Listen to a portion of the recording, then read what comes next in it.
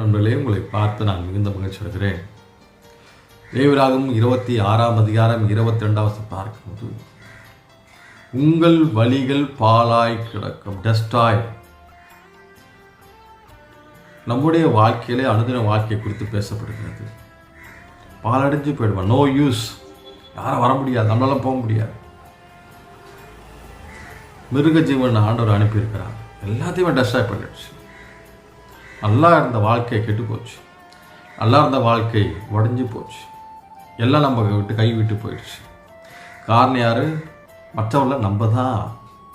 நம்முடைய மீறுதல் நிமித்தமாக கருமையான தேவனுடைய பிள்ளைகளே, கர்த்தருடைய உபதேசங்களுக்கு நாம் கீழ்ப்படிந்து வாழும் பொழுது இப்படிப்பட்ட பிரச்சனை நம்ம சந்திக்கவே மாட்டோம். ஆனால் என்னைக்கு கர்த்தருடைய வார்த்தையை மீறி நடக்கும்போது நம்முடைய வாழ்க்கை என்பது பாழாய் போயிடும்.